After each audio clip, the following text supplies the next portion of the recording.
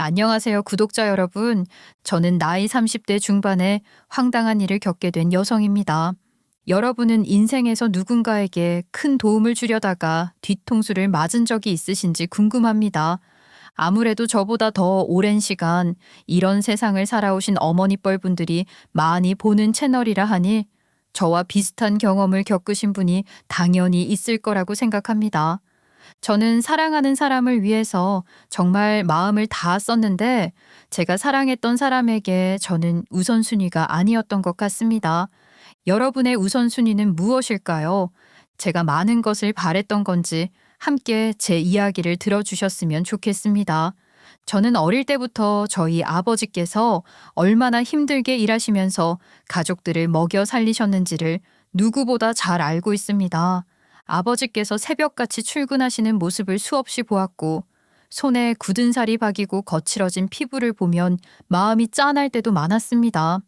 그래서 저는 어릴 때부터 아버지를 정말 대단한 분이라고 생각했어요. 사실 자식들이라면 누구든지 부모님을 공경하는 마음을 하나쯤은 품고 있겠지만, 저는 저희 아버지가 얼마나 고생을 하시며 가족들을 위하는지 알고 있었기 때문에 그 존경심이 남다르기도 했었죠. 저희 아버지는 뭐랄까요? 자상하고 배려심이 넘치고 책임감이 강하신 분이었기 때문에 가족들이 힘들어하는 일이 없도록 가장으로서의 최선을 다하는 모습을 늘 저희 가족들에게 보여주셨습니다. 사실 저희 아버지는 흔히 말하는 공돌이셨습니다. 저는 그 단어를 별로 좋아하지 않아요. 저희 아버지 역시 공장에서 일을 하시긴 했지만 전문적으로 누구보다 똑똑하고 비상하게 일을 하셨는데 공돌이라는 단어 자체가 주는 불편함은 어쩔 수 없더라고요. 직업을 비하하는 것 같은 단어잖아요. 그래서 저는 그 단어를 잘 쓰지 않습니다. 아무튼 아버지께서는 공장에서 기술직으로 일하시면서 저희 가족의 생계를 책임지셨고 어머니가 조금이라도 덜 힘드시도록 항상 월급을 꼬박꼬박 챙겨오셨습니다. 늦게까지 야근을 하시거나 주말에도 출근하시는 날이 많았지만 아버지는 단 한 번도 그런 상황에 대해 불평하시지 않았습니다. 오히려 묵묵히 자신의 역할을 다하셨고 가족 앞에서는 언제나 미소를 지으셨습니다. 아유, 아빠, 세수를 좀 하고 오지 그랬어. 얼굴에 시커먼 거 다 묻어 있잖아. 그랬어. 아이 우리 딸 우리 마누라 빨리 보고 싶다는 생각에 달려오느라 얼굴에 뭐가 묻었는지도 몰랐네. 아유 사람들이 보고 흉박했다. 얼굴이 이게 뭐야. 얼른 씻고 와. 밥 금방 차릴게. 사람들이 흉을 보긴 뭘 봐. 집에 무슨 꿀단지를 숨겨놨나 궁금해하겠지. 안 그래? 공장에서 돌아오신 아버지의 얼굴에는 늘 검댕이 자국이 묻어 있었습니다. 얼굴이며 손이며 기름때와 먼지로 지워지지 않는 얼룩이 묻어 있었지만 그런 모습조차도 저희 가족을 위해 노력하신 흔적이라고 생각했습니다. 다만 어린 마음에는 그런 아버지의 모습이 가끔 부끄럽게 느껴지기도 했어요. 친구들이 말끔하게 차려입은 아버지를 자랑스러워할 때 저는 검은 작업복에 기름 묻은 손을 가진 아버지를 소개하는 게 조금 망설여지기도 했습니다. 하지만 나이가 들면서 생각이 바뀌었죠. 이제는 그 시절에 제가 얼마나 철없었는지를 깨닫게 되었고 아버지가 얼마나 자랑스러운 분인지 누구보다도 잘 알게 되었기 때문이었어요. 게다가 저희 아버지는 단지 성실하시기만 한 것이 아니라 책임감도 매우 강하신 분이셨습니다. 항상 맡은 일은 무슨 일이 있어도 끝까지 해내셔야 직성이 풀리셨고 어떤 상황에서도 자신이 해야 할 일을 회피하지 않으셨습니다. 그런 아버지의 모습을 보며 저도 자연스럽게 주어진 일은 반드시 끝까지 해내야 한다는 책임감을 가지게 되었습니다. 제 성격에 있어서 가장 큰 영향을 주신 분이 바로 아버지셨습니다. 아버지는 공장 일에 누구보다도 열심히 임하셨습니다. 단순히 시키는 일만 하신 것이 아니라 스스로 설비나 기계에 대한 공부도 많이 하셨고 실제로 전기기사나 설비기사 같은 관련 자격증도 보유하고 계셨습니다. 그런 능력 덕분에 정전 사고가 발생했을 때도 다른 직원들이 불편함을 겪지 않도록 위험을 무릅쓰고 직접 나서서 전기 설비를 복구하셨습니다. 특히 기억에 남는 건 어느 날 갑작스럽게 공장 내 전력이 모두 나가버렸던 일이 있었습니다.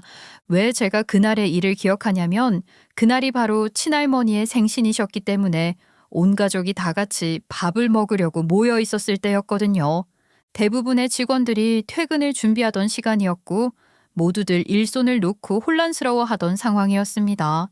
그때 아버지는 누구보다 먼저 전기실로 달려가셨고 직접 문제의 원인을 파악해 복구 작업을 시작하셨습니다. 복잡한 배선과 위험한 고압 전류 속에서의 일이었지만 아버지는 두려워하지 않으셨습니다. 결국 아버지 덕분에 전원이 빠르게 복구되었고 직원들은 야근을 하지 않아도 되는 상황이 되었습니다. 누구나 감사할 수밖에 없는 일이었지만 아버지는 그저 본인이 해야 할 일이었을 뿐이라고 담담하게 말씀하셨습니다. 다른 사람들은 일이 힘들거나 복잡하면 슬쩍 자리를 피하거나 책임을 회피하려는 경우도 있지만 저희 아버지께 그런 모습은 단 한 번도 본 적이 없습니다. 항상 책임감 있게 자신의 일을 다하셨고 그 모습 하나하나가 제게는 귀감이 되었죠. 아빠도 진짜 대단하다니까. 나 같으면 모른 척하고 퇴근을 했을 텐데. 게다가 그날 할머니 생신이셨잖아. 할머니가 배고프다고 엄청 성질 부리셨다고. 그랬어. 아휴, 그래도 누군가가 나서서 해야 하는 일이 더 빨리 해결되는 법이지. 내 사정, 남의 사정 다 따지면 누가 나서고 싶겠어. 혹시 모르잖아. 아빠가 한 발자국만 뒤로 물러서도 다른 사람들이 나서서 할지. 맨날 아빠가 나서서 하니까 다른 사람들도 아빠가 해주겠지 하고 기다리는 거지. 사람이란 말이야. 주어진 몫을 다 해내면서 살아야 하는 법인 거야. 그걸 못하면 1인분을 하고 있는 삶이라고 말을 할 수 없지. 남들에게 피해를 끼치지 않으며 살고 싶으면 최선을 다해서 매 순간순간을 살아야 하는 법인 거야. 알겠어? 그 말은 저와 제 동생의 뇌리에 딱 박혔어요. 멋있는 말이더라고요. 저와 제 동생 역시 친구들이랑 조별 과제를 한다던가 아니면 운동회를 한다던가 하는 단체 생활에 있어서 본인에게 주어진 1인분을 해내기 위해서 노력하며 살았습니다. 그래야 아버지께서 저희를 잘 키웠구나 하고 생각하실 것 같았고 뿌듯함도 느끼실 것 같았어요. 우리에겐 그런 게 당연했기 때문에 1인분을 해내지 않는 친구들에 대해서 불만이 쌓이게 되기도 했었죠. 그리고 그런 친구들이랑은 친하게 어울리며 지내지 않기도 했습니다. 사실 남에게 미루는 친구들이랑 어울리면 제가 손해를 보는 거니까요. 제가 중학교에 다니던 시절 학교에서는 학부모 직업 체험의 일환으로 학생들이 부모님의 직장을 직접 방문해보고 체험학습 보고서를 작성하는 활동이 있었습니다. 그 프로그램 덕분에 저는 처음으로 저희 아버지께서 일하고 계신 공장을 방문하게 되었습니다. 견학이라는 이름으로 다녀온 그날은 제게 정말 특별한 기억으로 남아있게 되었죠. 그날 처음으로 저희 아버지가 일하시는 모습을 제 두 눈으로 직접 보게 되었는데 순간 입이 떡 벌어졌습니다.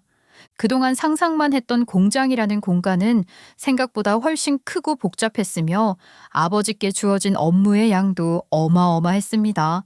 기계 소리가 끊이지 않는 작업장 안에서 아버지는 온몸에 땀을 흘리시며 정말 쉼없이 일하고 계셨습니다.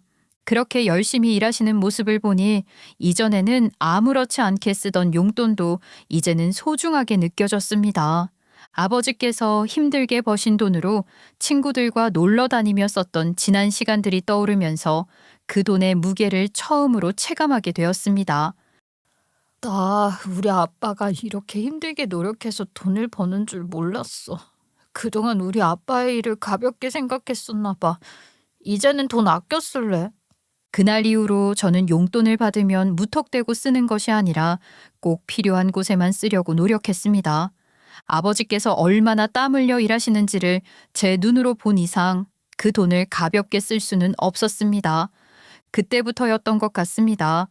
저도 조금씩 돈의 가치와 노동의 의미에 대해 진지하게 생각하게 되었던 시기가요.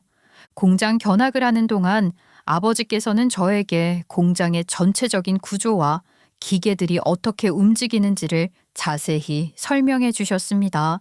바쁜 와중에도 아버지께서는 차근차근 공정 과정을 설명해 주셨고 제가 물어보는 질문 하나하나에 친절하게 답해 주셨습니다. 그 모습이 너무 멋졌고 평소 집에서의 아버지와는 또 다른 모습이 느껴졌습니다. 그때 저는 우리 아버지는 정말 대단한 분이구나라는 생각을 다시 한번 하게 되었습니다. 그날 견학이 끝난 후 아버지께서는 나중에 제 친구들도 초대해서 함께 공장 견학을 시켜주시겠다고 약속하셨습니다. 그 약속은 단순한 말이 아니었고 실제로 얼마 지나지 않아 제 반 친구들과 함께 단체로 공장 견학을 가게 되었습니다. 친구들과 선생님이 함께 오신 날 아버지께서는 직접 공장을 안내해 주시며 아이들에게도 친절히 설명을 해 주셨습니다. 그 모습에 친구들은 모두 눈을 반짝이며 집중했고 견학이 끝난 후에는 제게 너희 아버지 진짜 멋있다는 말을 많이 해주더라고요. 친구들이 저를 부러워하며 아버지를 존경스러운 눈빛으로 바라보는 그 순간 저는 마음 한켠이 뿌듯해졌습니다. 그전까지는 단지 공장에서 일하시는 아버지였지만 그날 이후로는 누구보다 멋지고 자랑스러운 아버지로 저희 친구들의 기억에도 남게 되었죠. 저희 아버지는 오랜 시간 동안 공장에서 일하시며 다양한 경험과 기술을 몸소 익히셨습니다. 처음에는 그저 주어진 일을 묵묵히 해내는 성실한 직원이셨지만 시간이 지날수록 일에 대한 이해도가 높아졌고 점점 더 많은 노하우를 쌓아가셨습니다. 그러다 보니 아버지는 공장 내에서 누구보다도 일을 잘하고 책임감이 강한 분으로 인정을 받게 되었습니다. 특히 아버지는 그 일에 단순히 생계를 위한 노동 이상의 진심을 가지고 계셨습니다. 그래서인지 시간이 지나면서 아버지 밑에서 일하던 후배 직원들까지도 아버지를 따르고 존경하게 되었고 명절이 되면 감사의 표시로 선물을 보내오기도 했습니다. 그런 모습을 볼 때마다 저는 제 아버지가 얼마나 존경받는 분인지를 새삼 깨닫게 되었습니다. 와, 이번에는 선물이 더 많이 들어온 것 같은데? 내가 좋아하는 햄 세트도 있다. 그러게 말이다. 내가 집으로 선물을 보내지 말라고 그렇게 이야기를 했는데도 아유 애들이 말을 안 듣네. 그만큼 당신이 열심히 일을 한다는 것을 다른 사람들이 알아주고 있다는 거잖아. 나는 뿌듯하고 좋은데? 그래. 우리 가족들이 좋다고 하면 나도 좋은 거지. 그뿐만 아니라 아버지는 정말 가정적인 분이셨습니다. 공장에서 일하신다는 것이 결코 쉬운 일이 아니었습니다. 육체적으로도 힘들고 정신적으로도 지칠 수밖에 없는 일이었지만 아버지는 집에 오시면 언제나 가족을 먼저 생각하셨습니다. 제가 어릴 적만 해도 주 6일 근무가 일반적이었기 때문에 아버지는 토요일에도 출근하셔야 했습니다. 그럼에도 불구하고 토요일 오전 근무를 마치고 돌아오신 아버지는 피곤한 기색도 보이지 않으시고 꼭 저와 제 동생을 데리고 놀러 나가셨습니다. 그때 저희 가족이 자주 갔던 곳 중 하나가 바로 어린이 대공원이었습니다. 아버지는 우리를 데리고 동물들을 구경하게 해주시기도 했고 동물원 구경이 끝나면 놀이터에 들러서 한두 시간씩 저희와 함께 놀아주시곤 했습니다. 아버지와 함께한 그 시간들은 제게 너무도 소중한 추억으로 남아 있습니다. 바쁘고 고된 하루를 보내신 분이었지만 자녀와 함께 시간을 보내기 위해 노력하시는 그 마음이 어릴 적에도 저에게는 느껴졌습니다. 여보, 피곤하지? 오늘은 그냥 쉬자. 애들이랑 뭘 또 그렇게 놀겠다고 나갔어. 아유 주말 아니면 내가 애들이랑 보낼 시간이 얼마나 있다고. 너희들도 아빠랑 노는 거 좋지? 당연하지. 오늘 동물 보고 와서 진짜 좋았거든. 엄마 없이 우리끼리 행복했다고. 엄마도 너네 없어서 행복하게 쉬었거든. 나는 정말 너희 아버지만큼 다정한 사람은 본 적도 없다. 나한테 일도 안 시켜 집안일도 알아서 하겠다고 하지. 고장난 물건도 뚝딱뚝딱 고쳐주지. 우리 딸이 꼭 지 아빠 같은 사람 만나서 결혼해야 하는 건데. 세상에 아빠 같은 사람들은 없을걸. 그래도 아빠가 좀 쉬어가면서 있으면 좋겠어. 눈앞에 일이 있으면 해결을 해야지 어떻게 쉬겠냐. 아빠 천성이 그렇다. 아빠는 바라는 거 하나도 없어.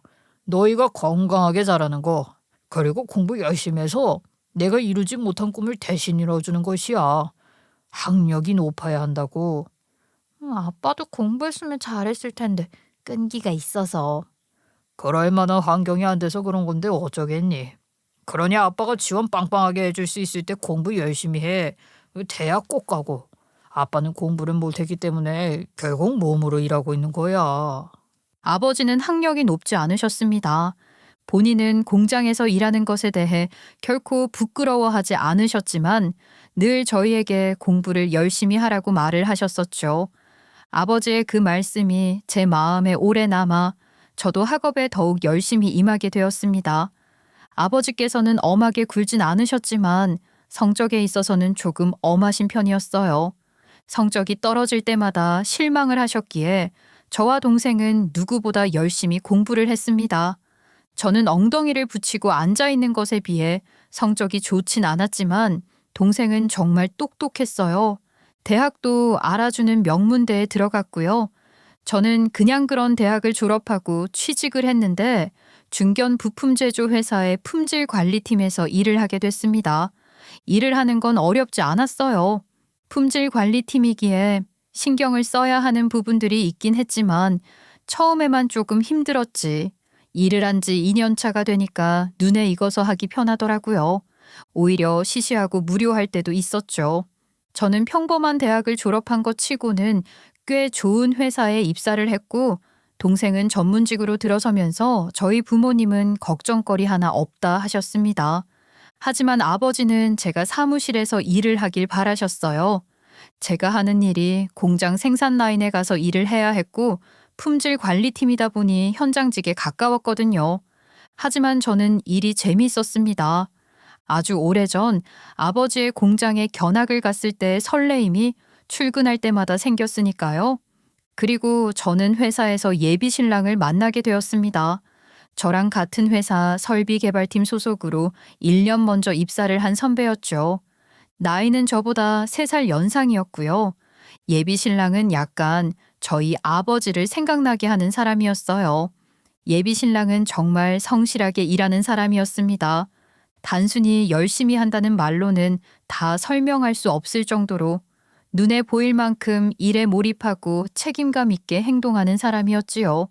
처음엔 그저 업무적으로만 마주치던 사이였지만 시간이 흐를수록 저는 그분의 태도와 자세에서 자연스럽게 존경심이 생겼습니다.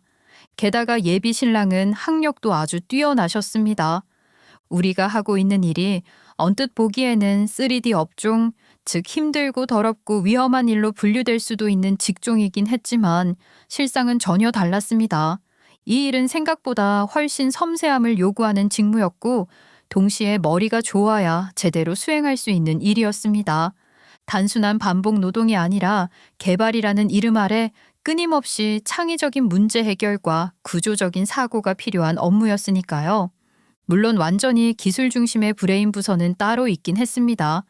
하지만 그들이 아무리 좋은 아이디어를 내놓아도 현장에서 그것을 구현하려면 현실 감각과 판단력, 유연한 대처 능력이 동시에 요구되었기에 결코 쉬운 일은 아니었거든요. 예비 신랑인 지호 씨 역시 그런 면에서 매우 뛰어난 사람이었습니다. 명문대를 졸업하셨고 회사 내에서도 높은 평가를 받고 계셨습니다. 연봉도 상당한 수준이라고 들었습니다. 물론 흔히 말하는 억대 연봉은 아니었지만 또래 중에서는 꽤나 높은 수준이었고 입사 당시에도 가장 높은 점수를 받고 들어오셨다고 했습니다. 회사에서도 그에게 거는 기대가 꽤 큰 듯 했습니다. 그런 이야기를 들을수록 그 사람에 대한 궁금증도 조금씩 커졌습니다. 저는 지호 씨와 같은 회사에서 근무하고 있었지만 처음에는 부딪힐 일이 거의 없었습니다.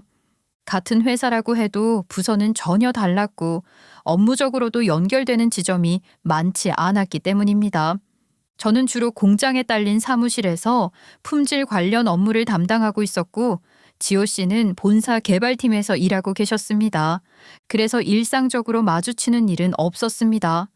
그러다 어느 날 품질 문제에 대한 회의를 위해 개발팀을 방문하게 되었고 그 자리에서 처음으로 지호 씨와 제대로 이야기를 나누게 되었습니다. 그 전까지는 단지 사내 인트라넷에서 사진으로 몇 번 본 적이 있었을 뿐이었는데 실물로 보니 첫인상이 나쁘지 않았습니다.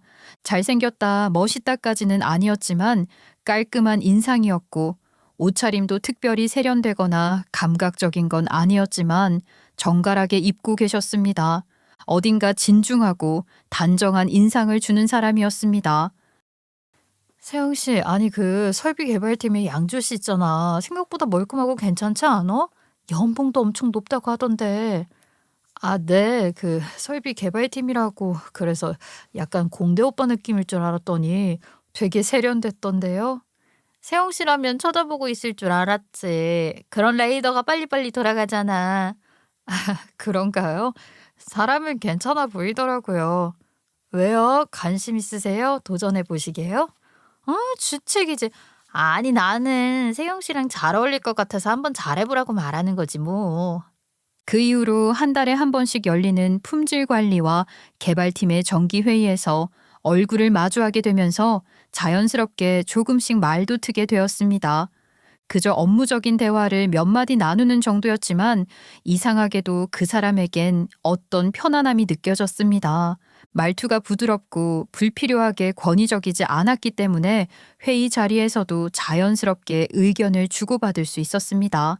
제가 근무하던 곳은 공장 부속 사무실이었기 때문에 본사에서 일하는 개발팀과는 거리도 있었고 일하는 환경도 달랐죠.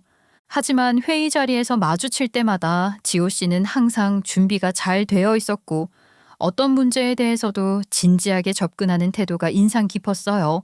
그런 모습을 보면서 이 사람은 단순히 머리가 좋은 게 아니라 일에 대한 진정성과 책임감이 뚜렷한 사람이구나 하는 생각이 들었습니다. 저는 평소 사람을 쉽게 신뢰하는 편은 아니었지만 지호 씨는 조금 달랐어요.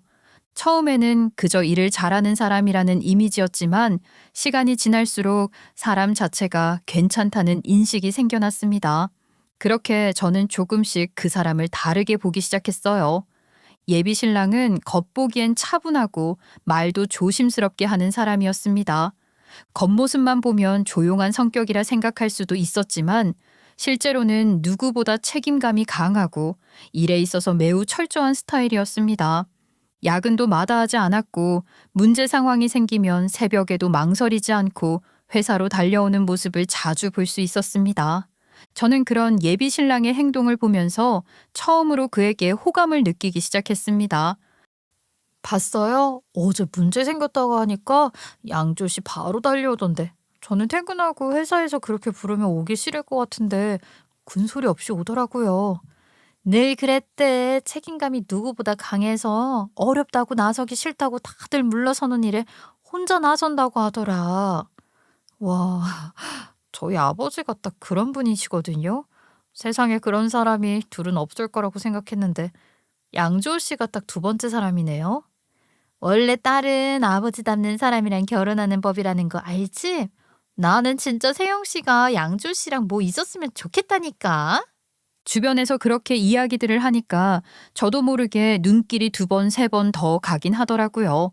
품질 관리팀은 개발팀보다 상대적으로 현장 업무가 많아서 퇴근 후에도 예기치 못한 문제가 생기면 다시 공장으로 들어가야 하는 경우가 종종 있었어요. 특히 야간의 품질 문제로 긴급 대응이 필요한 상황이 생기면 개발팀과의 협력이 꼭 필요했는데 문제는 다들 퇴근하고 나면 연락이 잘 되지 않는다는 것이었죠. 어느 날도 그런 일이 있었지요. 급하게 원인을 파악해야 했는데 개발팀에 연락이 닿지 않아 너무 막막했습니다. 그때 유일하게 연락이 닿은 사람이 바로 예비 신랑이었습니다. 그는 상황을 듣자마자 지체 없이 공장으로 찾아와 주었습니다.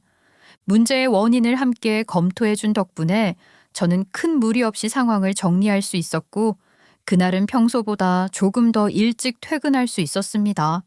회사 밖으로 나서자 배에서 꼬르륵 소리가 났고 예비 신랑이 저를 쳐다보았어요. 식사 못 하셨겠네요. 퇴근 시간에 맞물려서 이런 일이 생겨서요. 같이 식사라도 하고 가실래요? 마침 배가 엄청 고팠는데 그래도 될까요? 이 앞에 국밥 진짜 맛있게 말아주는 집 있거든요. 그럼 같이 가시죠. 저도 끼니 거르는 건 별로 안 좋아해서요. 그렇게 우연히 함께 저녁을 먹게 되었고 그의 식사하는 모습에서도 성격이 보였습니다. 음식을 대하는 태도나 말투, 그리고 말없이 반찬을 제 쪽으로 밀어주는 행동 하나하나가 아주 깔끔하고 섬세했습니다. 저는 그날 이후 그 사람을 더 이상 단지 회사 동료로만 보기는 어렵겠다는 생각이 들었습니다. 한번 밖에서 식사를 같이 한 것뿐인데 이상하게도 마음이 가까워진 기분이었습니다. 그렇게 우리는 서로에게 조금씩 호감을 느끼게 되었고 제 나이 31살에 연애를 시작하게 되었습니다. 같은 회사에 다니고 있었기 때문에 사내 커플이라는 것이 알려지는 게 조심스러웠고 실제로도 들키지 않도록 조심하며 연애를 이어갔습니다. 하지만 사귄 지 1년이 넘자 회사 사람들도 하나둘씩 눈치를 채기 시작했습니다. 솔직히 나한테는 말해줘야 하는 거 아니야? 세영 씨, 양조 씨랑 사귀지? 저는 고개를 끄덕일 수밖에 없었죠. 역시 사랑은 숨긴다고 숨겨지는 게 아닌가 봅니다. 그 무렵 우리는 서로의 존재가 점점 더 커지고 각자의 일상 속에서도 서로를 배려하며 하루를 보냈습니다. 야근이 있을 때면 서로의 퇴근 시간을 기다려 주었고 함께 퇴근하며 늦은 저녁을 먹는 시간이 점점 소중해졌습니다. 그렇게 우리는 같은 방향을 향해 걷고 있다고 느꼈고 미래에 대한 이야기도 나누기 시작했습니다. 그런데 예비 신랑은 생각보다 욕망이 강한 사람이었습니다. 물론 그 욕망이 처음엔 긍정적인 에너지로 작용했습니다. 그는 연차에 비해 빠르게 업무 성과를 내고 있었고 팀 내에서도 인정받는 인물이었습니다. 상사들도 그의 실력과 태도를 높이 평가했고 승진 후보의 이름이 오르내리는 상황이 되었습니다. 하지만 그 시기쯤부터 그는 조금씩 조급해지기 시작했습니다. 그러던 중 어느 날 문제가 터졌습니다. 개발팀에서 다루고 있던 기술 중 하나가 경쟁사와 유사한 형태로 유출되었다는 의혹이 제기된 것입니다. 처음에는 모두들 단순한 우연이라 생각했습니다. 하지만 조사를 통해 밝혀진 결과는 충격적이었습니다. 의도하지 않았더라도 예비 신랑이 내부 기술 자료를 외부에서 참조한 흔적이 발견된 것이었습니다. 그는 단지 더 좋은 성과를 내고 싶은 마음이었을 뿐이라고 말했지만 회사 입장에서는 명백한 기술 유출 사건이었고 그에 따른 책임을 묻지 않을 수 없었습니다. 회사 내의 분위기도 싸늘해졌고 예비 신랑은 사람들과 어울릴 수 없게 되었습니다. 심도 깊은 조사가 시작되었고 경쟁 업체와 거래하던 외부 협력사의 샘플 설계도를 무단으로 참고한 일이 들통나면서 상황은 걷잡을 수 없이 커졌습니다. 어떻게 된 거야? 정말로 경쟁사의 샘플을 구해서 따라 만든 거야? 우리 기술이 아니라? 나도 미치겠어. 사내 설계 자료를 만들던 중에 샘플 발견해서 나는 단순히 참고 자료로만 활용한 거야. 근데 왜 회사에서는 심각한 기술 도용이라고 하는 건데? 경쟁 업체에서 이때다 싶어서 완전히 파묻으려고 작정을 한 거지. 본인들이 뿌린 샘플 자료였고 내가 변형한 건데 기술 도용이라고 간주해버린 거야. 기업 이미지에도 타격이 생겼고. 그래서 내부 감사와 외부 법무팀까지 동원해서 나 매장시키는 대신에 조용히 마무리 짓기로 한 거야. 예비 신랑은 해명할 기회조차 제대로 받지 못한 채 조용히 회사를 떠나야만 했습니다. 어느 날 아침 예비 신랑은 퇴근하듯 덤덤하게 짐을 챙겨 회사 문을 나섰습니다. 말은 없었지만 그 어깨 너머로 보이는 좌절감은 말보다 더 많은 걸 말하고 있었죠. 더군다나 그의 근로계약서에는 3년간 동종업계 이직 금지라는 조항이 포함되어 있었고 실제로 이 조항은 현실적으로 많은 기회를 막고 있었습니다. 그는 당장 어디서부터 어떻게 다시 시작해야 할지 막막해졌고 구직 사이트를 열어도 갈 곳이 없었습니다. 동종업계 이직금지 조항 때문에 취직도 어려운데 어떻게 하려고 그래? 일단 기사 시험부터 도전하려고. 시간이 좀 여유롭진 않지만 자격증이라도 있어야 하지 않겠어? 뭐라도 해야지 자책할 시간에. 하지만 현실은 냉혹했어요. 동종업계로는 다시 들어가지 못하고 전혀 다른 분야로 방향을 틀어야 하는 상황이었기 때문에 본인의 전문성과 경력을 살릴 수 없는 자리가 대부분이었거든요. 결국 그는 건설 현장 말 그대로 막노동에 뛰어들게 되었습니다. 그렇게라도 일을 하면서 시간을 보내보려는 마음이었지만 그의 무릎은 약한 편이었고 무리한 현장 일은 결국 2달도 못 가 큰 부상으로 이어졌습니다. 그는 통원 치료를 받으며 다리를 절었고 저는 그런 그를 보며 마음이 너무 아팠습니다. 한때 회사에서 가장 유능한 인재라 평가받던 사람이었는데 하루아침에 이렇게까지 몰락하는 모습은 그 누구도 상상하지 못했을 겁니다. 그때였어요. 저희 아버지 공장에서 새로운 생산 라인을 세우게 되었고 마침 일손이 부족하다는 이야기를 들었습니다. 지호 씨, 내가 건너 들은 건데 파주에 있는 A 공장 알아? 거기에서 새로운 생산 라인을 설비하면서 사람을 구한다고 하던데. 그래? 이력서 한번 내볼까? 나한테 맞는 길인지는 모르겠지만 사실 두렵기도 해. 이 길을 선택하면 다시는 예전으로 못 돌아갈 것 같아서. 어차피 3년 동안은 아무것도 할 수 없으니까 한번 해보는 게 어때? 예비 신랑의 나이는 그때 36이었고 저희가 연애를 시작한 지도 어느덧 3년이 넘어가고 있었어요. 슬슬 결혼도 생각해야 할 시기였지만 예비 신랑은 몸도 아프고 제대로 된 직장도 없었기에 결혼을 이야기하는 것조차 미안해하는 눈치였습니다. 저도 그런 그의 상황을 알기에 조급한 마음을 꾹 눌러야 했습니다. 그래도 그는 결국 제게 마음을 열었고 면접을 본 후 아버지의 공장에서 일을 시작하게 되었습니다. 처음엔 많이 힘들어했어요. 연봉은 예전의 3분의 1 수준이었고 익숙하지 않은 시스템, 새로운 작업 환경 속에서 매일 적응해 가야 했습니다. 무엇보다 자기 자신에 대한 실망감이 컸던 것 같아요. 이 모든 게 결국 내 욕심이 불러온 결과야라고 말하며 매일 우울해하고 한동안은 눈빛에서도 생기가 느껴지지 않았습니다. 그래서 저는 그 곁에서 묵묵히 응원해 주기로 했습니다. 지우 씨, 지금 너무 잘하고 있어. 당신이 지금 버티고 있다는 것만으로도 잘하고 있는 거야. 그렇게 응원해줘서 고마워. 네 덕에 하루하루를 버틸 수 있는 것 같아. 도시락도 싸주고 커피도 챙겨주고.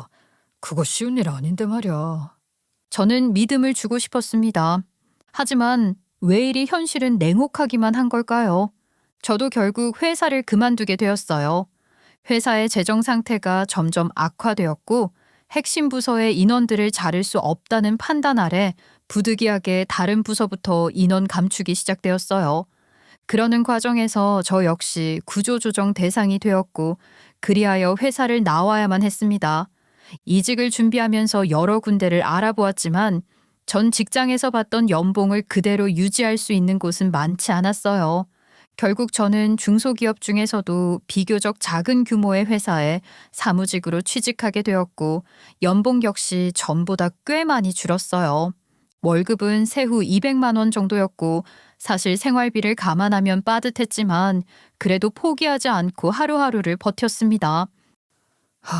진짜 우리 악재가 겹치나 보다. 그래도 열심히 하다 보면 우리 인생에도 꽃이 피지 않을까? 조금만 참고 기다려보자. 힘든 와중에도 내 생각해주면서 나 위로해줘서 고마워. 나도 힘내볼게. 그 말을 들으면 어깨를 펴게 되었고 함께라면 못할 게 없다고 믿었어요. 예비 신랑은 주변 사람들에게 늘 칭찬을 들었어요. 저희 아버지도 그의 일머리를 높이 평가하셨죠. 성격대로 꼼꼼하고 추진력이 있었고 기존 설비 라인을 효율적으로 개선해 생산성을 무려 15%나 끌어올리는 성과까지 냈거든요. 직원들 사이에서는 역시 대학을 나온 똑똑한 사람은 다르다며 입을 모았고 성격이 깐깐하긴 해도 일을 정말 잘한다는 평가를 받았어요.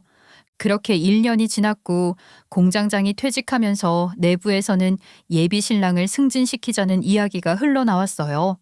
고학력의 기술적 역량은 물론 각종 자격증까지 보유했고 현장 감각까지 갖춘 인재라며 전폭적인 추천이 따랐어요. 결과적으로 예비 신랑은 입사 2년 만에 공장장이라는 파격적인 승진을 하게 되었어요. 역대급이라고 할 수 있을 정도였죠. 저는 너무 기뻤고 그를 축하해주기 위해 작게나마 파티를 준비했어요. 저희 둘만의 조촐한 자리였지만 정성을 가득 담아 꾸몄고 저는 그날 예비 신랑이 저에게 프로포즈를 하지 않을까 기대했어요. 우리 사이도 오래됐고 이제는 결혼 이야기를 꺼낼 시점이라고 생각했으니까요. 하지만 그날 저는 상상도 못한 말을 듣게 되었어요. 예비 신랑은 제가 준비한 파티룸에서 저에게 이별을 고했습니다. 이유는 충격적이었어요. 자기가 공장장이 되어 연봉도 크게 올랐는데 저는 중소기업 중에서도 작은 회사에 다니며 월급 200만 원을 버는 사무직이니 서로 수준 차이가 난다는 거였어요. 나 정말 공장에서 열심히 일을 했어. 내가 하던 일에 비해서 너무 볼품없는 일이었지만 기죽지 않고 일을 했다고. 너도 잘 알지? 알지. 그래서 이렇게 공장장이 되었고 축하를 해주기 위해서 파티 자리까지 마련한 거잖아. 아, 맞아. 회사로 따지면 임원급. 아니, 부사장 수준이 된 거잖아. 관리직 중에는 제일 높은 자리나 다름없고. 다 알지. 나 공장에 대해 잘 알아. 근데 왜 갑자기 그런 말을 하는 건데? 진짜. 아니, 근데 너 언제까지 이렇게 눈치가 없을래? 나 이제 억대 연봉이야. 원래 하던 일보다 더 번다고? 근데 네 월급은 고작 200만 원이잖아. 어? 아니, 내 월급이 뭐가 중요한데? 내가 지금 무슨 눈치를 못 챙기고 있는 건데? 우리가 함께한 시간이 아깝긴 하지만 수준 차이 나는 너랑은 더 이상 함께할 수 없을 것 같다. 아, 누가 봐도 내가 손해잖아. 아니, 지금 손해를 따진다는 거야? 왜? 왜겠어? 나는 급이 달라졌으니까 그런 거지. 봐봐라. 젊은 나이에 공장장이라는 쾌거를 잃었는데 너랑 함께할 수가 없지. 그러니까 제발 내 인생에서 이만 꺼져주라. 그 말에 저는 말문이 막혔어요. 그 입에서 수준 차이라는 말이 나올 줄은 꿈에도 몰랐거든요. 울컥해서 큰 소리로 알겠다고 외쳤더니 예비 신랑은 오히려 놀란 눈으로 저를 바라봤어요. 진짜 이렇게 깔끔하게 헤어져 줄 줄 몰랐던 것 같았어요. 정말 알겠다고? 아니, 너 혹시 나랑 똑같이 이별을 생각하고 있었던 거야? 아니, 난 지호 씨랑 결혼까지 생각했지. 근데 수준 차이가 난다며. 그 말 아주 후회하게 될 거야. 나랑 헤어진 거 후회할 거라고. 아니야, 너무 고마워, 세영아.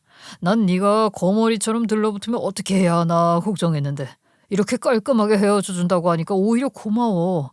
절대 후회 안 할게. 저는 눈물이 핑 돌 것 같았어요. 저희가 5년이나 연애했는데 수준차라는 말로 이별을 맞을 줄은 몰랐기에 눈물이 나올 뻔했어요.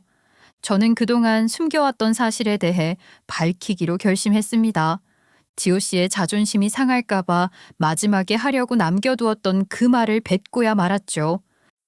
그래, 수준 차이. 나도 느끼고 있었어. 근데 사랑하니까 품었지. 근데 넌 아니라는 거네. 좋아, 솔직해서. 사실 그 공장 우리 아빠 공장이야. 너 몰랐지? 그 말을 하며 제가 뒤돌아섰더니 갑자기 예비 신랑이 놀란 눈으로 저를 쫓아왔어요. 그 표정에는 놀라움도 있었고 말도 안 되는 소리라고 부정하는 얼굴도 있었어요. 그렇겠죠? 그 공장이 우리 아버지의 소유라는 것을 밝힌 적도 없었고 지호 씨 역시 공장에서 저희 아버지를 본 적이 없었을 테니까요. 그게 다 무슨 소리야? 저에게 말도 안 되는 소리 하지 말라며 말을 하는데 그제서야 저는 그의 꼬락서니가 눈에 들어왔어요. 오늘은 데이트 날이었고 심지어 자신의 승진을 축하하는 파티까지 마련된 날이었는데 그는 반바지에 슬리퍼를 질질 끌며 나타났던 거예요. 그 모습을 보며 저는 생각했어요. 이 사람 나를 위해서 최소한의 노력조차 하지 않았구나. 사랑한다는 그 말로 나는 모든 걸 눈 감고 있었던 미련한 인간이었구나 하는 걸 깨달았죠. 그 생각이 드니 마지막 남은 미련마저 사라지는 것 같더라고요. 왜 입을 꾹 다물고 있냐고. 그게 무슨 소리인지 말을 해보라니까. 그 공장이 누구 거라고? 아, 진짜 말귀 못 알아들어? 우리 아버지의 공장이라고. 우리 아버지 소유의 공장에 당신은 내가 꽂아 넣은 거고 당신 승진시킨 거라고. 나랑 결혼할 줄 알고. 아, 진짜 너 지금 나랑 장난하냐? 그러면 내가 모를 리가 있어? 사장이 떡하니 있는데 그게 어떻게 장인어른의 공장이라고 뻥을 치냐? 씨, 내가 장인어른은 모르는 것도 아니고. 허풍이 심해도 너무 심한 거 아니야? 그래, 못 믿겠지. 부정하고 싶겠지. 근데 말 그대로야. 그 공장 우리 아버지 소유가 원래는 아니었거든. 아버지께서 오랜 시간 몸담고 있었던 공장이었지. 하지만 우리 아버지께서 인수받으셨어. 그동안 꾸준히 노력했던 공을 인정받아서 그 공장 저렴하게 인수할 수 있었다고. 그 공장을 인수하려면 돈이 얼마나 필요한데 그런 돈이 너희 집안에 있었다고? 왜? 우리 아버지가 공장에서 일하면서 그 정도 돈도 못 벌었을까 봐? 너도 지금 수준 차이 난다고 하잖아, 나한테. 공장에서 일하면서. 똑같은 거지. 공장 이름이 법인상으로 운영되고 있었으니 모를 수도 있겠지. 우리 아빠는 공장 지분 100%를 가진 오너지만 공장에 출근하지 않으시지. 법인으로 출근을 하시니까. 잠깐만. 그러면 지금 뭐 본사를 운영하고 있단 말이야? 고작 공장에서 일을 해서 그 자리까지 올라갔다고? 너도 할 수 있을 거라고 생각했잖아. 그래서 나한테 파혼하자고 했잖니? 네가 일하는 그 공장 100% 공장장의 권한 아래에서 움직이는 독단적인 공장이라고 생각했지? 본사에서는 신경 쓸 여력이 없으니까 그렇게 냅뒀었지. 그래서 사위감인 너를 꽂아 넣은 거야. 이게 다 무슨 소리야? 그러니까 정말 그 공장장 자리가 사장 자리라는 거야? 아니라는 거야. 아니지. 공장장 자리는 따지고 보면 부사장 자리지. 그 공장 사장으로 올라와 있는 월급 사장이 따로 있으니까. 사실 지분은 우리 아버지가 다 가지고 있는 건데. 그렇게 말을 하니 예비 신랑의 얼굴이 혼란스러움으로 물들었어요. 그러니까 본사가 있고 밑에 공장이 있는데 공장에 사장이 따로 있었으니까 사람들은 공장이 본사 소유가 아니라 독단적인 공장이라고 생각을 했던 거죠. 법인이라는 게 있어도 그게 한 회사에 속한 것인지 단독 법인인지 깊이 파기 전에 모르는 일이니까요. 아버지께서 인수를 받기 전에 사장이 세금을 줄여본다고 이리저리 법인을 나누어 내면서 일이 좀 복잡하게 흘러갔거든요. 예비 신랑은 덜덜 떨기까지 했어요. 그러면 내가 사장이라고 알고 있는 사람이 실소유주가 아니라 월급 사장이라는 말이야? 그 사람이 나에게 공장장 자리를 준 것도 전부 장인어른의 말 때문이었던 거고? 아니, 직원들은 전부 공장이 단독으로 운영되는 거라고 알고 있는 것 같았는데. 어차피 월급만 따박따박 들어오면 되는 건데 누구 소유인지가 뭐가 중요하겠어? 여기서 일하는 사람 대부분은 그렇게 생각해. 그런 걸 굳이 알아봐야 도움이 되는 것도 아닌데. 그리고 대부분 사람들은 우리 아버지와 예전부터 공장에서 일을 했던 사람들이라 알고 있을걸? 너만 몰랐겠지. 사실 공장에서의 예비 신랑 평판은 관리자와 비관리자가 명확하게 갈렸어요. 실적이 좋으니까 윗선들은 무척이나 좋아했지만 밑에 있는 동료들은 예비 신랑의 욕심에 지쳐하고 스트레스를 받아 했습니다. 승진을 목표로만 하는 사람이었기 때문에 동료들의 어려움을 챙기지 않았고 오히려 질책만 하던 사람이었으니까요. 그러니 공장 내부 사정에 대해서 일부러 알려주지 않았을 가능성도 크다고 생각했습니다. 예비 신랑 자체가 공장에서 일하는 일반 사람들과 본인은 다르다고 믿고 있었으니까요. 자만이고 오만이었죠. 아무리 그래도 공장 소유주가 공장에 얼굴도 안 비치는 건 이상한 거 아니야? 공장 방문을 아예 안 하는 건 아니지. 다들 퇴근하고 난 다음에 들르셔. 사람들이 사장 얼굴 보면 바짝 쫄지 않겠어? 출장이나 외부 미팅만 참석을 하시지 공장에는 발걸음을 안 하시니까. 직원들 대부분이 우리 아버지 얼굴을 모를걸? 우리 아빠는 자기가 회사의 얼굴을 비춰봐야 직원들이 일하기 어렵다고 생각하시는 분이라서 누구처럼 권력을 휘두르고 싶어 하지도 않으시고. 그럼 지금 이게 뻥이 아니라 다 진짜란 소리야? 그걸 내가 어떻게 믿어? 누가 믿으라고 그랬니? 믿지 마. 안 믿어도 돼. 하지만 나랑 파혼을 한 이상 공장장 자리는 물 건너갈 수도 있지. 사적인 감정을 섞겠다는 거야? 아니, 너도 나한테 아버지가 그냥 자영업 하신다고 했잖아. 왜 나한테 숨기고 거짓말을 하고 있었던 건데? 이상하잖아. 당신 생각해서 한 행동이었어. 나로서는 배려였다고. 그 공장에 네가 입사를 했는데 내가 그럼 우리 아빠 백으로 너 입사시키고 공장장 자리를 추천해줬다고 말을 해서 자존심을 깎아야겠니? 그럼 내 능력으로 이룬 게 아니라는 말을 하면서 내 자존심을 이제라도 깎고 싶다는 거야? 아니, 진실을 알려주고 있는 건데? 어차피 공장장 자리는 취소될 거야. 그런 줄 알아. 뭐라고? 그런 게 어딨어. 내 능력을 인정받아서 얻은 자리인데 적어도 사람의 능력 자체는 있는 그대로 평가를 해야 하는 법이지. 정말 네 능력으로만 간 자리라고 생각하니?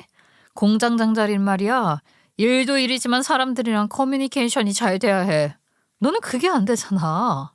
예비 신랑은 제 말을 듣고 충격을 받은 얼굴을 했어요. 사실 저는 그동안 아버지가 그 공장의 대표라는 사실을 일부러 숨긴 건 아니었어요. 다만 예비 신랑이 평소 금수저에 대한 반감이 컸기 때문에 굳이 먼저 이야기하지 않았을 뿐이에요. 예비 신랑은 저에게 자주 부모 잘 만나서 호강하는 애들 보면 열불 난다는 식으로 말했거든요. 편견을 가지고 있는 사람이라는 생각은 했지만 금수저들 때문에 부당한 일을 당한 적이 있다면 그 정도 분노는 가지고 있을 거라고 생각하기도 했죠. 아무튼 그런 말을 자주 했기에 저 역시 굳이 아버지께서 사업체를 이끌고 있다는 말을 하고 싶진 않았어요. 물론 저는 금수저로 태어난 건 아니에요. 아버지가 정말 열심히 일해서 지금의 위치까지 올라오신 거고 덕분에 저는 학비 걱정 없이 공부에만 집중할 수 있었고 용돈도 항상 넉넉히 받았어요. 덕분에 겉보기엔 금수저처럼 보일 수도 있겠지만 그건 저희 아버지의 땀과 노력이 있었기에 가능한 일이었죠. 아버지는 회사를 인수하시고 공장을 운영할 수 있을 만큼 재력을 갖추게 되셨고요. 아버지의 노력을 어릴 때부터 보고 자랐기 때문에 정말 존경스러웠고 아버지의 노력을 금수저라는 단어로 폄훼하고 싶지 않았어요. 반면 예비 신랑은 정말 개천에서 용난 사람이라고 할 수 있었어요. 그래서 그런지 그는 빽 있는 사람들, 특히 집안 덕에 잘 나가는 사람들을 보면 유독 불편해했어요. 저는 그걸 잘 알고 있었기 때문에 굳이 아버지 이야기를 꺼내지 않았던 거예요. 저 역시 아버지 덕을 본 게 맞지만 그걸 숨기려고 한 적은 없었어요. 하지만 예비 신랑은 제가 갑자기 한 말이 믿기지 않았는지 계속 이상한 소리 하지 말라며 의심을 했고 저에게 사과를 하기는커녕 자기 입장만 걱정하는 모습에 저는 완전히 정나미가 떨어졌어요. 그래서 그날 더는 미련을 두지 않기로 결심하고 뒤도 돌아보지 않고 앞으로 걸었어요. 그렇게 거리를 벌리고 걷는데 한참 뒤에서 예비 신랑이 갑자기 진짜야? 정말 그게 사실이라고? 라고 앵무새처럼 외치면서 저를 따라오더라고요. 제가 빠르게 걸으니까 그 사람은 거의 뛰듯이 쫓아왔어요. 문제는 그날 슬리퍼를 신고 왔다는 거였죠. 결국 달리다 슬리퍼가 벗겨졌고 그만 바닥에 넘어졌어요. 무릎이 까지고 피도 났어요. 예전부터 무릎이 안 좋다고 했던 사람이 무리해서 달리다 넘어진 거였죠. 그는 무릎을 붙잡고 아픈 건지 창피한 건지 눈물을 질질 짜면서 맨발로 저를 부르더라고요. 저는 그 모습이 안쓰럽기도 하고 우습기도 했어요. 마음 한구석이 짠한데도 제 입에서는 쪽팔린 줄 알라는 말이 먼저 나왔어요. 공장장 자리에 눈이 멀어서 몇 년을 연애하고 결혼까지 약속했던 사람에게 그렇게 쉽게 수준 차이 운운하며 헤어지자 말할 수 있는 사람이라는 게 너무 실망스러웠거든요. 왜 이제 와서 수준이 맞는 것 같아? 쪽팔리지? 미치겠지? 네가 놓친 게 아주 아까워 죽겠지? 너 사람 잘못 봐도 한참 잘못 봤어. 나도 네가 싫은 구석 많았지만 사랑하니까 다 품고 있었던 거야. 근데 넌 내 연봉만 보고 사람을 판단하네? 예비 신랑은 말없이 서 있었고 저는 더는 그 사람을 볼 자신이 없어서 조용히 자리를 떴어요. 집으로 돌아온 저는 아버지께 그날 있었던 일들을 모두 말씀드렸어요. 처음엔 놀라시던 아버지께서는 이내 표정이 굳어지시더니 한참 동안 아무 말씀도 하지 않으셨어요. 그러다 조용히 입을 여셨습니다. 그 억눌린 말투에 분노가 느껴질 정도였어요. 아버지께서는 예비 신랑을 두고 사람 새끼가 아니라고 하셨어요. 감히 우리 딸에게 상처를 주고도 멀쩡할 줄 아냐고 이를 빠득빠득 갈고 계셨죠. 그리고 그날 저녁 아버지는 회사 임원들과 긴급회의를 열었어요. 말 안 해도 뻔했죠. 아버지 성격에 그런 일 가만히 넘기실 분 아니잖아요. 아버지는 예비 신랑의 공장장 승진건을 즉시 취소하셨어요. 애초에 정식 평가도 없이 주변에서 일 잘한다는 말만 듣고 추천했던 자리였어요. 그런데 아버지만 그런 판단을 한 게 아니었어요. 공장 내 직원들 사이에서도 예비 신랑에 대한 불만이 꽤 있었더라고요. 평소 싸가지 없고 시비 잘 걸고 사사건건 꼬투리 잡는 성격 때문에 다들 껄끄럽게 생각하고 있었대요. 그러니 취소에 누구 하나 불만 없이 찬성했죠. 아버지는 정식으로 평가위원회를 소집하셨고 그 자리에서 예비 신랑이 동료를 무시한 사례, 라인 문제를 후배 직원 탓으로 돌린 정황, 강압적인 근무 지시 등까지 모두 보고되었어요. 결국 승진은 무기한 보류되었고 아버지는 직접 예비 신랑을 불러 말씀하셨어요. 평판도 평판이지만 그동안 보여준 미숙함이 이 정도면 이쯤에서 계약을 종료하는 게 맞겠지. 여기까지가 당신과의 인연이네. 이건 불공평한 일입니다.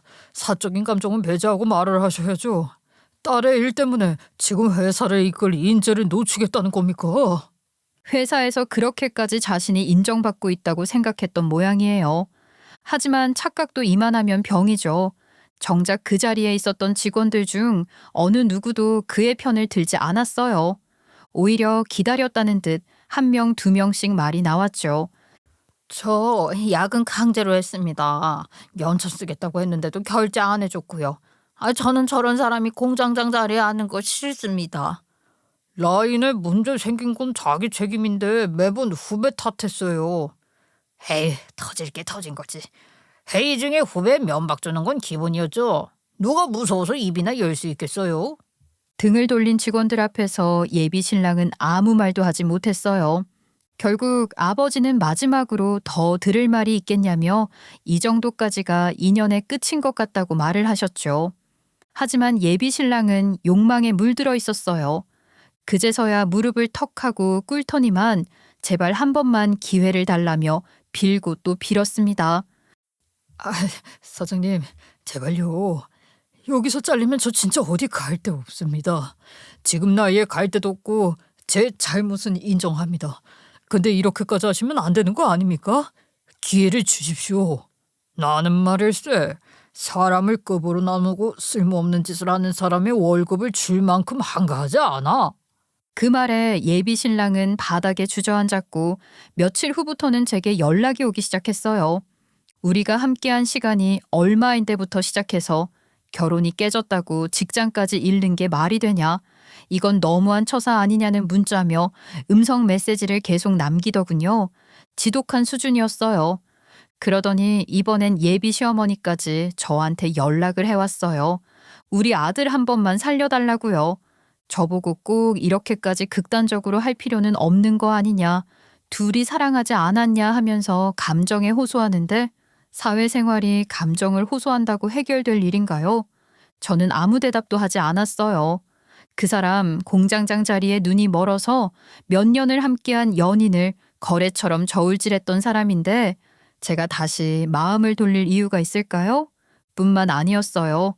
시간이 지나면서 더 충격적인 사실들이 하나둘 밝혀졌죠. 공장에서 일하던 여자 직원들에게 은근히 추파를 던지고 다녔다는 거예요. 결정적으로 저와 연애 중이었음에도 불구하고 여자친구는 있지만 쓸모가 있는 애는 아니다. 언젠가 헤어질 사이라는 말까지 하고 다녔다더군요. 그랬겠죠. 설마 이 공장이 제 아버지의 공장일 거라곤 상상도 못했을 테니까 본인 입으로 그렇게 떠벌리고 다녀도 결국 제 귀엔 안 들어올 거라고 생각했겠죠. 근데 웃기지 않나요? 본인이 은근슬쩍 넘겨짚은 바로 그 쓸모없는 여자친구가 사장님의 딸이었으니까요.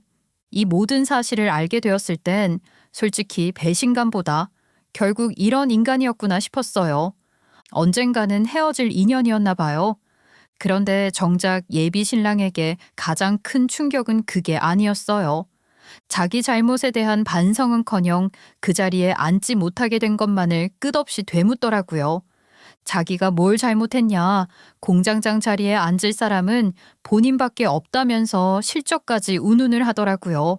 결국 생떼를 쓰자 저희 아버지께서는 예비 신랑을 향해서 큰 호통을 치셨습니다. 살면서 아버지 목소리가 그렇게 크게 나온 건 처음 봤습니다. 공장장이라는 자리는 실적이 전부가 아니야. 사람을 아우를 줄 알아야 하고 함께 일하는 사람들의 신뢰를 얻어야 하는 자리네. 근데 너는 기분도 소양도 안 된 인간이 그 자리에 앉으면 무슨 일이 벌어지는지 너 자신이 보여줬잖니. 나는 사장으로서 너 같은 놈을 공장장으로 둘 수 없다. 결국 예비 신랑은 마지막으로 이렇게 말하곤 회사를 나갔어요. 어디 두고 보자고요. 너희가 얼마나 잘 먹고 잘 사나 보자면서 악담을 퍼붓고 사라졌죠. 웃기죠? 그렇게 큰 소리 치고 나간 사람이 결국 어떻게 됐는지 아세요? 이 인간 공장장 자리에 앉는다는 말이 나오자마자 미리 차를 바꿨더라고요. 외제차도 구매한 데다가 전세도 원래보다 훨씬 넓은 곳으로 옮기고 인테리어까지 호화롭게 했대요. 당연히 빚을 잔뜩 안고요. 그런데 이 바닥이 얼마나 좁은지 몰랐나 봐요. 예비 신랑이 새로 이력서를 넣은 공장마다 그 사람에 대한 안 좋은 소문이 이미 퍼져 있었어요. 여직원에게 추근된다. 이전 회사 기술 유출했다는 의심까지 있었잖아요. 누구 하나 채용하겠다는 데가 없었죠. 무릎도 안 좋아서 일용직조차 못 구했대요. 결국 차 팔고 전셋집 내놓고 본가로 돌아갔답니다. 40이 넘은 나이에 부모님 댁에 얹혀 사는 신세가 된 거예요. 그제야 후회가 됐는지 저한테 전화를 걸어 울면서 사정을 하더라고요. 나 내 인생이 이렇게 망가지게 될 줄은 꿈에도 몰랐어. 미안해. 다 내 잘못이다. 우리 다시 시작할 수는 없겠니? 난 너만 사랑할 자신 있어. 여태까지 나에게 보여준 모습이 있는데 어떻게 내가 널 믿겠니? 야, 그냥 네가 말했던 것처럼 수준 차이가 나고 쓸모없는 여자친구를 버렸다고 생각하고 살아. 그리고 전화를 끊었어요. 이제야 진짜 후련하더라고요. 제가 사람 보는 눈이 부족했다는 거 인정합니다. 하지만 시커먼 속내를 꽁꽁 숨기는 것까지 알아차릴 순 없더라고요. 이번 일을 기회로 사람이란 것과 속이 다를 수 있음을 깨닫고 다음부턴 더 신중해져 보려고요. 이런 인간에게 당했던 것은 악몽이었다 생각하고 꿈에서 일어나 다시 새롭게 출발해 보려 합니다. 제 인생을 여러분들도 응원해 주시면 감사하겠습니다.